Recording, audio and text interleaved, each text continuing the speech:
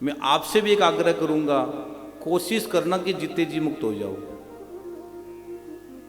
कोशिश करना कि जीते जी मुक्त हो जाओ। मरने के बाद मुक्ति की तरफ मत दौड़ना। अगर जीते जी मुक्त हो गए तो भैया ये भगवान की अनंत करुणा होगी, अनंत करुणा होगी। जीते जी मुक्त हो जाओ। मरने के बाद क्या पता आपके बेटे आपका श्राद्ध करें कि न करें। मरने के बाद किसने क्या देखा है। बेटे श्राद्ध करे न करे। बहुत से घरों में ऐसा होता है कि श्राद्ध भी नहीं होता है, तर्पण भी नहीं होता है, पिंडदान भी नहीं होता है, जल ही नहीं मिलता मरने के बाद। और मरने के बाद सबसे कुछ ज्यादा चीज की जरूरत पड़ती है तो जल की पड़ती है।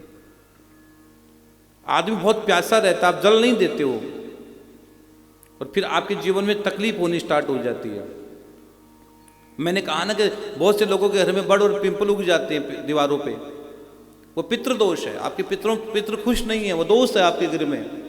आप पितरों को जल देना प्रारंभ कर दो, वो अपने आप खत्म हो जाएंगे। वो बड़ और पिंपल अपने आप चले जाएंगे, काटना मत, अपने आप चले जाएंगे। वो पितरों को जल दो।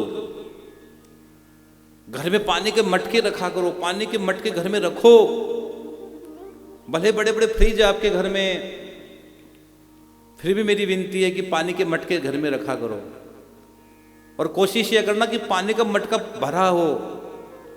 और आपके घर में एक चीज नोट कर लेना, पानी का मटका भरा रहेगा लगभग तो घर में एक अलग एनर्जी रहेगी। और पानी का मटका जैसे जैसे पानी आधे से नीचे जाएगा तो आपके घर की एनर्जी कम होती चली जाएगी। आप नोट कर लेना,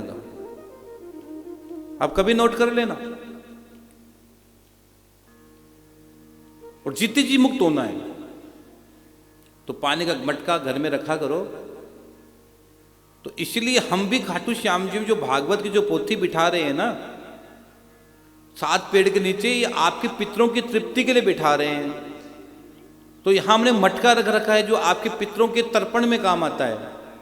आप अपने पितरों के लिए जो यहाँ भागवत की पोथी बिठा रहे हो, घर में सुख शांति के लिए भागवत की पोथी बिठा रहे हो, जो पानी का जो मटका हमने रख रखा है, इस मटके के जल से, घड़े के जल से हम रोज आपके पितरों का तर्पण करते हैं। इसका भी मैं पूरा रीजन बताऊंगा आज आपको।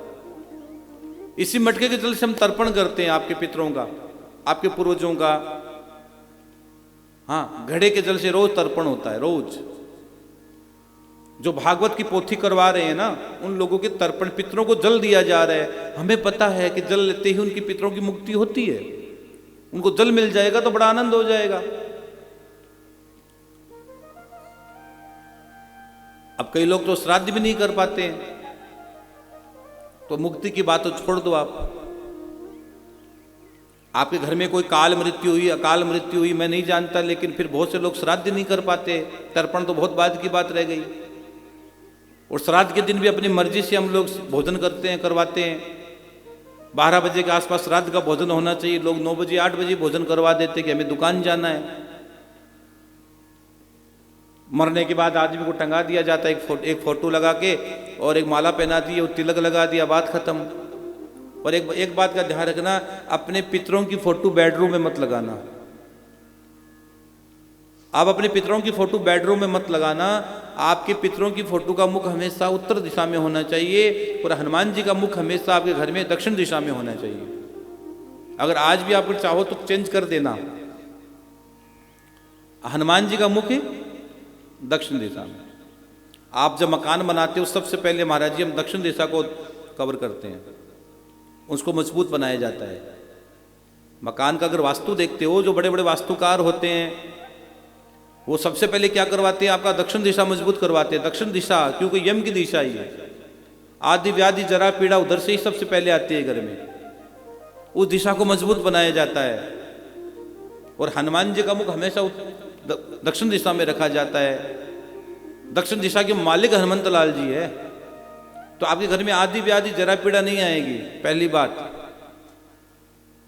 दूसरी बात, पितरों का मुख उत्तर दिशा में रखना, जिससे क्या होगा कि आपके घर में धन आएगा, आपके घर में शांति होगी, आपके घर में सुकून होगा। अगर आपने बेडरूम में फोटो लगाई तो शायद गलत कर रहे हो, आप गलत कर रहे हो।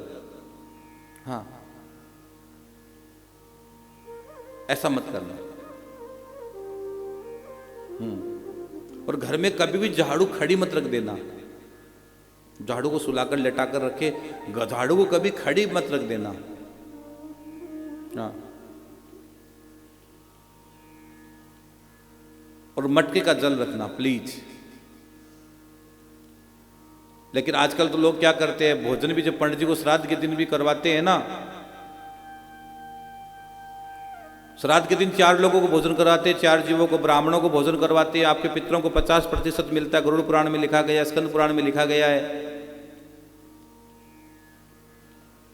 गाय को भोजन करवाते तो 25% मिलता है आपके पूर्वजों को, 75% हिस्सा देवताओं को मिल जाता है। कुत्ते को भोजन करवाते तो 75% आपके पितरों को मिलता है। और कव्वे को, कागा को अगर भोजन करवाते तो 100% मिलता है। लेकिन बहुत से घर ऐसे होते हैं कि श्राद्ध के दिन, आपको बहुत गहरी बात बता रहा हूं बाबा श्याम के दरबार से, कि बहुत से घर ऐसे होते पंडित जी कि उनके घर में कागा लेता ही नहीं है, कागा ग्रास नहीं लेता है। अब कई लोग तो लेकर घूमते रहते, पानी का गिलास, वो कब निकाली गई वो भाव, कौवा नहीं लेता है। कागा, कई बार कागा पास बैठा है फिर भी ले नहीं रहा है। इसका सीधा सा मतलब है कि आपके पूर्वज आपसे खुश नहीं है। नहीं तो भैया लोग सामने से आकर लेते हैं। क्या बात बताऊं मैं आपको, अगर कागा नहीं ले रहे, कई लोग फिर क्या करते हैं कि छत पर रख के आ जाते हैं कि चलो लिया तो लिया, नहीं तो नहीं लिया। नहीं, फिर वो श्राद्ध कहां हुआ? आपके पूर्वजों ने जिसके लिए आपने श्राद्ध किया उन्होंने लिया ही नहीं, तो श्राद्ध कैसे मानोगे आप उसको? वो श्राद्ध नहीं हुआ, वो मन का वहम था, निकाल लिया बस, और कुछ नहीं है। अगर नहीं लिया, कोई कारण है, अपने गुरुओं के पास जाओ ना यार, कि आखिर कारण क्या है, कारण को खोजो। इस बार नहीं लिया, अगली बार नहीं लेगा, अगली बार नहीं लेगा तो वो दोष बनता चला जाएगा, फिर आगे आने वाली पीढ़ी में दोष आ जाएगा।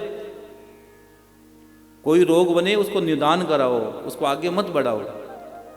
निदान में फायदा है, बढ़ाने में फायदा नहीं है। एक समय के बाद वो रोग आपको बहुत बुरी तरह जकड़ लेगा। आज तो आपको पता नहीं लगता है, रोग धीरे धीरे आता है और आने के बाद पूरी तरह जकड़ लेता है आपको। इसलिए सावधान रहो। हाँ, तो पितरों के लिए, और महाराज जी हम कुछ नहीं कर पा रहे, इतना कुछ नहीं हुआ, हमारे घर की हालत भी यही है, तो क्या करें? तो इसीलिए तो मैं कहता हूं अपने पितरों को मुक्ति कराओ, पितरों को भागवत सुनाओ, पितरों के लिए भागवत करवाओ। ये तो हम बार बार कहते हैं आप लोगों से। हाँ, तो अगर आपकी इच्छा है कि महाराज जी यहाँ हमारी भागवत की पोथी करवा दीजिए 7 पेड़ के नीचे, तो अपना नाम और गोत्र भेजिएगा। यहाँ तर्पण भी होगा, जलदान भी हो जाएगा आपके पितरों के नाम से। 7 पेड़, पीपल के पेड़ के पास, बड़ के पेड़ के पास, महादेव की शरण में। और अपना नाम, अपना गोत्र, अपने पूर्वजों का नाम भी हमें भेज देना। अगर आप पितरों के लिए करवाना चाहते हो तो पूर्वजों का नाम हमें भेज देना, जिनके लिए आप भागवत की पोथी करवा रहे हो। अपने पूर्वजों का नाम, अपने पितरों का नाम भेज सकते हो। हाँ, जिनके लिए भागवत की पोथी आप करवा रहे हो, जिनके लिए भागवत करवाने की इच्छा है आपकी, उनका नाम हमें भेज देना।